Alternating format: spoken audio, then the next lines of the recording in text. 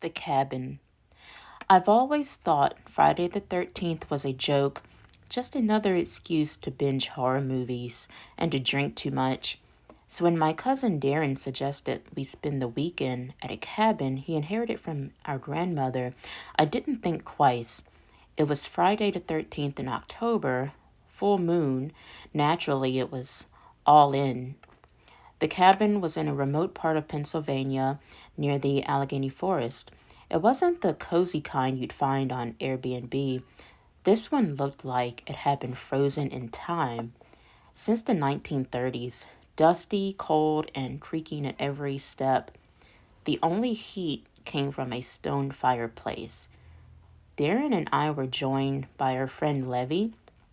We brought beer, cards, and stories to spook each other, but the cabin was doing the spooking for us. The first night, we heard knocking from beneath the floor. Not the typical old wood settling kind of knocks. No, these were deliberate. 3 knocks, then a pause, then 3 more, like someone trying to get our attention. I joked it was a raccoon. Darren didn't laugh. He told us our grandfather never spent the night in that place after something happened to him there as a teen. He refused to talk about it until he died. Left the cabin to Darren in his will, but only with one note: never go there on Friday 13th. We all laughed nervously. The second night, things got worse. I woke up around 3:17 a.m. My watch blinked even though it wasn't digital. The time seemed wrong. I heard scratching from inside the walls. I sat up, scanning the dark room. Levy was snoring on the couch. Darren was in the armchair near the fireplace, staring at it like he was in a trance. I called his name. It was nothing.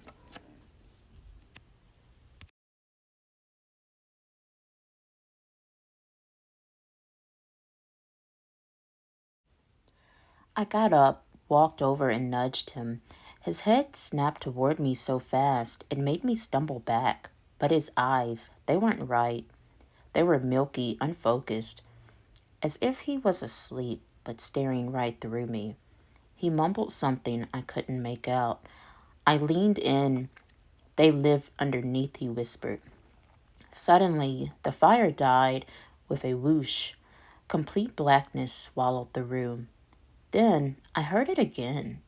3 knocks beneath the floorboards. We left that morning, but Darren insisted on staying another night.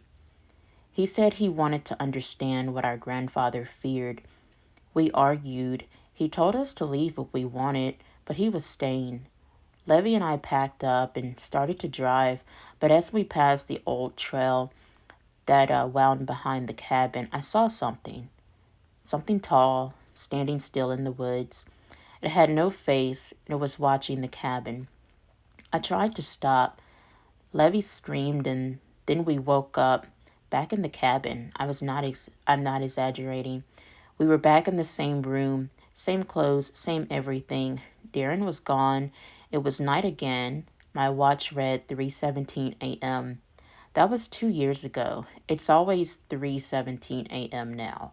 Always Friday 13th. And we can't leave. No matter how many times we try, we end up back at the cabin. The knocking still happens, but now it's coming from inside the room.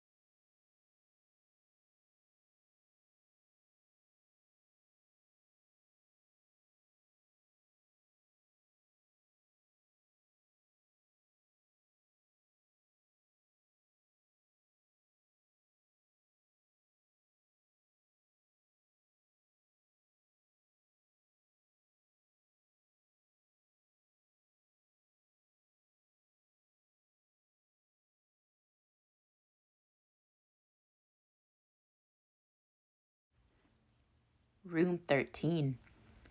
If I had known the hotel was built over a burnt down asylum, I wouldn't have booked it.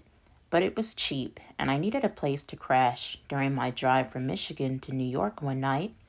That was the plan. It was late when I checked into the Gray Pines Inn.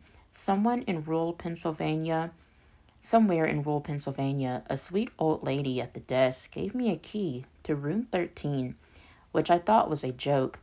She didn't smile. As I wheeled my suitcase down the hall, I noticed the hotel was mostly empty. Faded floral wallpaper, dim yellow lights, and an old smell like mildew and iron.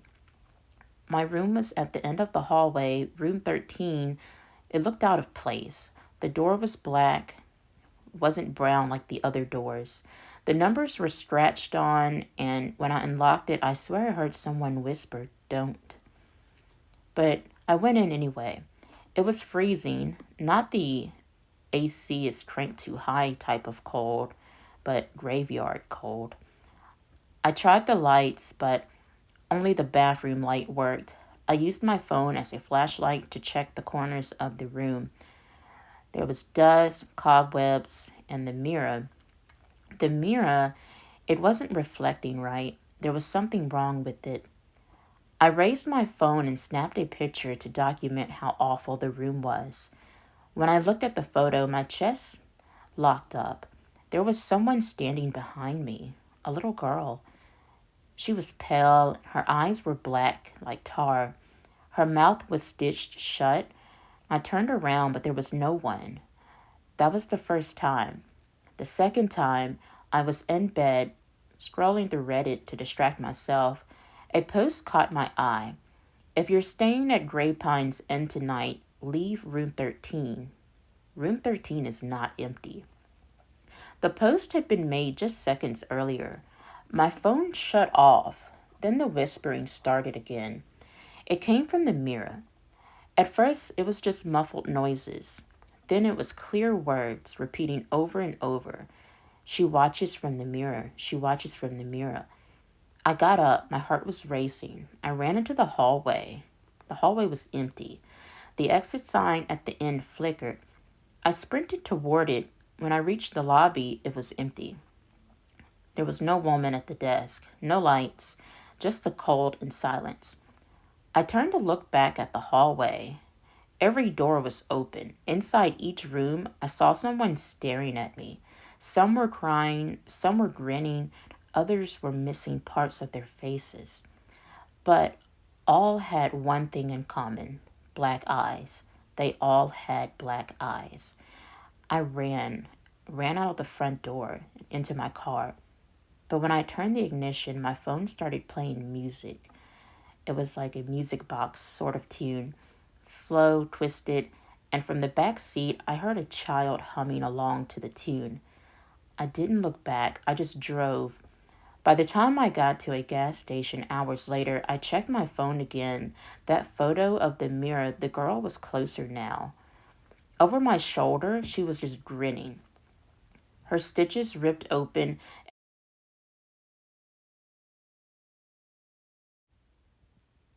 Her stitches were ripped open to reveal a dark black abyss. That was her mouth. And then I also noticed in the photo there was a hand. Her hand was reaching out, but it looked like it was reaching for my shoulder. Just then, I felt a weird sensation on my shoulder, like a tap. I was so scared to turn around, so I just decided not to. I've managed to go 2 days now without trying to look behind me. I just feel that there's someone there. I know it's that little girl. And every night I can hear her just whispering, "Run, run, run."